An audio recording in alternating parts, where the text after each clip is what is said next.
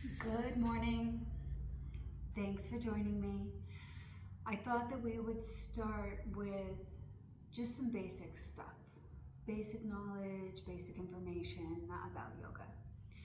So the practice of yoga, maybe some terms that you hear or have heard that you don't understand. Maybe you do understand them. Maybe you just kind of picked it up as you've gone on along the way. These are just terms that I will use generally in a class. Telling you now because as you progress in your practice with me and we put a full practice together, it'll just kind of be second nature for you. So we will go ahead and start off with a pretty simple posture. It's called easy pose or Sukhasana. And if you are into Sanskrit, which is the ancient language that yoga is based on, it's kind of interesting. The asana is going to be at the end of every posture, and it means pose or posture. Okay, and then the other part will be whatever the posture is. So that is that. The most important thing. So we're going to start with Sukhasana, and I'll talk to you from Sukhasana. Some people are very comfortable sitting like this. I am not. I'm not going to be like this for any great length of time. So that cross-legged position, Sukhasana, easy pose. So is there a right or wrong in easy pose? I'm going to tell you, when I teach yoga, there is no right or wrong, period. You are doing something, you're moving your body, you're giving it a go.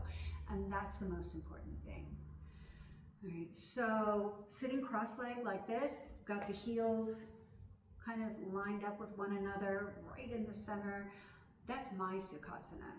Okay, some people, no, they're not. They might be more like this. This may not work for you, okay? Maybe you need to have one leg in and one leg out. Maybe you need to have both legs out. I want you to be able to find a posture, find a position in the posture that you're comfortable with that's going to allow you to go ahead and turn inward when that time comes. And we'll find that as you move through your practices, we're very habitual. When I cross my legs, I always have my right one in and my left one out. So I may in a class say, oh, let's switch that up. However you're seated is fine, but switch the crossing of the legs. And it just feels weird, it feels odd. And it's a little more of a struggle. So, but just something to point out to you that we all do it, okay? And I'm going back to my more comfortable way of doing it. So, most important thing in your yoga practice, in any yoga practice, is the breath, right? In yoga, we have what's called the Ujjayi breath. The literal translation to that is victorious breath. This is an inhale and exhale through the nose. So we inhale through the nose, bypass the throat, bypass the chest, fill the belly. On the exhale, the belly falls, the chest and throat soften, we exhale through the nose. The Ujjayi breath. Okay. There are many different breaths that we can learn in our yoga practice. Ujjayi breath is the breath that we use while we are doing our physical practice as we're moving through postures.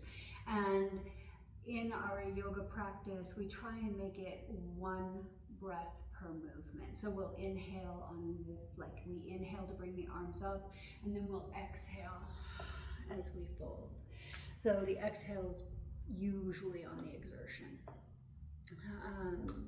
So that is the big thing on the breath.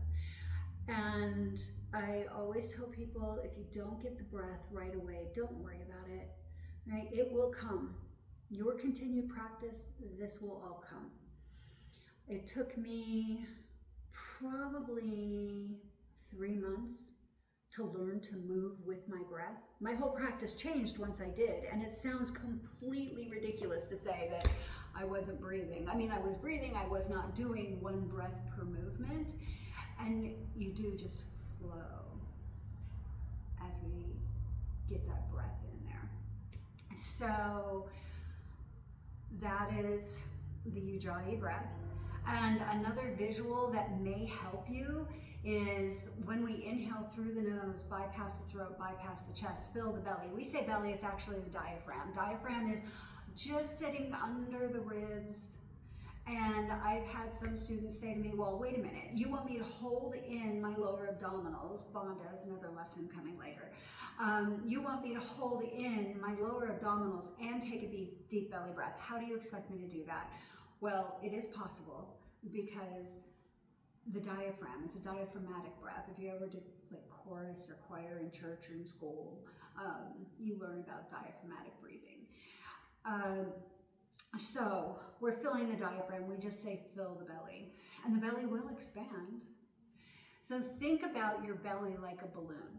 Okay, if you have a balloon and it's fully blown up and you try and twist that balloon into a shape, it's not going to twist, right? It may pop. We're not going to pop your belly. Do not worry about that. We're not doing anything that kind of crazy.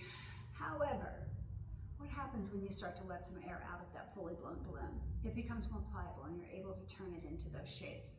So in our practice, we'll inhale, and then on the exhale, we make that move. We make that, in this case, a twist. Inhale brings us back to center. Exhale, we twist the other way. Inhale brings us back to center. Exhale brings hands to heart center. So the Ujjayi breath. Why we do the breath? We create space on the inhale, and on the exhale, we move into that space. So we inhale, the belly fills up. And on the exhale, then we're able to move into it. So that's the breath. That is the Ujjayi breath. Down the road, we'll do other breathing techniques. They're called Pranayama. And it's really cool and it's really interesting, and you can get all kinds of different sensations and elicit different reactions from the physical body by the pranayama. However, I wanted to just give you that introduction into the yogic breath, which is the Ujjayi breath. Thank you for joining me. I'm not going to take up a ton of your time with each one of these things, so you can just kind of click on them and have a little quick tutorial and move on to the next. Maybe you're joining me in succession. And if you have any questions on any of this or any comments, go ahead and leave them below. I will read them all. I will get back to you on them. I try to do it that day. It may be a day or two, but I will get back to you. All right? And thanks for joining me. Have a good day. I'll see you soon.